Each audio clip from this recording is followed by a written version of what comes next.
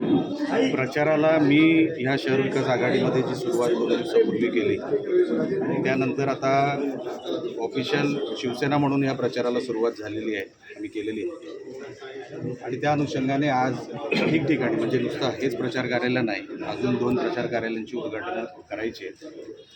मग रॅलीचं त्याचं काही दिवसामध्ये ते होईल, नियोजन होईल. सगळे नियोजनमधलं त्या मग कुठे कॉर्नर मीटिंग करायच्या किंवा कुठे मीटिंग घ्यायच्या ह्या सगळ्या गोष्टी आता येणाऱ्या दिवसात होतील. म्हणून त्यासाठी मी आज इथे आलो. साहेब, आपण लक्षात घ्या, आम्ही शिवसेनेने शहर विकास आघाडीला सपोर्ट दिलेला आहे, बरोबर आहे. संदेशजींना आमचा सपोर्ट आहे. ज्यांनी कॉन्ट्रीब्युशन द्यायचं आहे त्यांनी कॉन्ट्रीब्युशन ते त्या पद्धतीने देत आहेत. तुम्हाला जे वाटतंय तसं चित्र नाही आहे. सगळं आपापले कॉन्ट्रीब्युशन देत आहेत.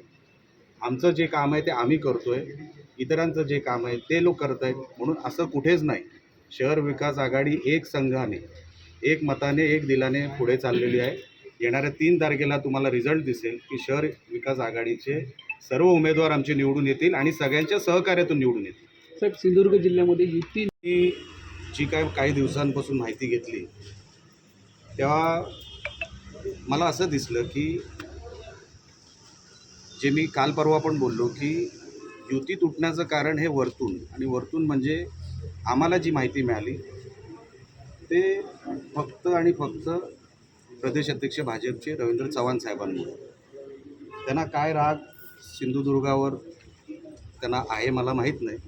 रत्नागिरीत जर तुम्ही परिस्थिती बघितली तर रत्नागिरीमध्ये राजापूरमध्ये एखादी सीट, लांज्यामध्ये 1 सीट, रत्नागिरीमध्ये 4 का 5 सीट, ते पण 2 शिवसेनेत ॲडजस्ट झाल्या. चिपळूणमध्ये पण तशीच परिस्थिती आहे, सगळीकडे तशी परिस्थिती आहे. मग आमच्या सिंधुदुर्गावर राग का?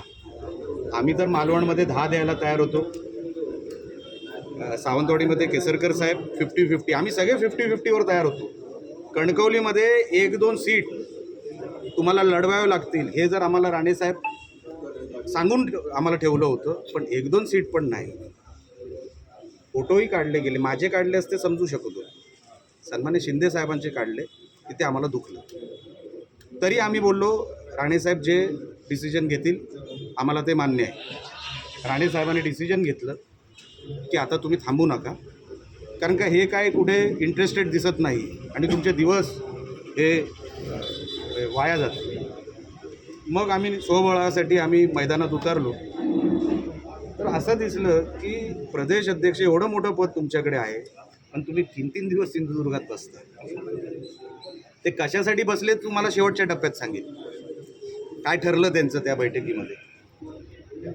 आम्ही सन्मान्य बावनकुळे साहेबांचं काम भारतीय जनता पक्षात बघितलं. आम्ही सन्मान्य चंद्रकांत दादा पाटलांचं काम भारतीय जनता पक्षात बघितलं. त्यांनी किती उंचीवर ह्या पदाला जाऊन ठेवलं हे आम्ही जवळून बघणारे कार्यकर्ते होतो. आपण राजकारण फक्त 2-3 जिल्ह्यांचं करू नये, हाच माझा प्रामाणिक सांगण्याचा प्रयत्न होता. की आपण महायुती का नको हे अजून कारण कळलेलं नाही. सिंधुदुर्गामध्ये नको, तिकडे रत्नागिरीमध्ये किरकोळ सीटा भारतीय जनता पक्षाला मिळाल्या, म्हणजे सगळे मिळून 20 पण नसतील जिल्ह्यामध्ये. तिकडे एक नगरपालिकेमध्ये तुम्ही 1 सीट घेता, 2 सीट घेता. इथे आम्ही 50-50चा फॉर्म्युला ठेवला. मग तुम्हाला का नको होता हे सन्मान्य रवींद्र चव्हाण साहेबच सांगू शकतील, कारण का सगळे डिसिजन ते घेत होते जे आम्हाला ह्या बाजूला कळलं.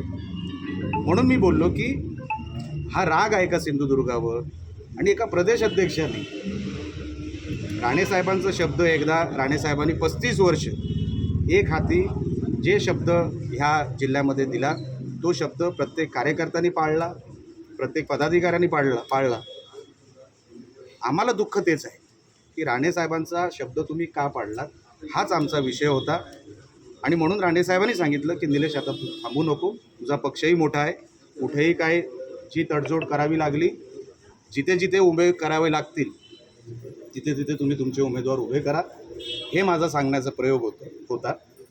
आणि म्हणून मला असं वाटलं की ती खतखत होती ती कुठेतरी लोकांना कळावी. नाही तर असं काय वाटू नये की रत्नागिरीमध्ये झाली आणि सिंधुदुर्गात झाली नाही. तर रत्नागिरीची संख्या ही 20च्या आत आहे. तिथे उभे किती आहेत, 700 काहीतरी असतील, त्याच्यामध्ये फक्त 20 BJP, 20च्या आत, म्हणजे जे काय असेल आकडा तो. हे कशासाठी झालं मला काय माहीत नाही, म्हणून मी हा विषय तुमच्यासमोर ठेवला. हे चित्र आता मी आजही तुम्हाला सांगतो, जे राणेसाहेब ठरवतील तसंच आम्ही करणार सिंधुदुर्गामध्ये. तुम्ही राणेसाहेबांचा मान ठेवलात. राणेसाहेब बोलले तू एकही सीट लढवायची नाही निलेश, या जिल्ह्यातून एकही सीट नाही लढवणार. ही आमची भूमिका पहिल्यापासून होती, त्याच्यामध्ये कुठेही तडजोड नाही. साहेब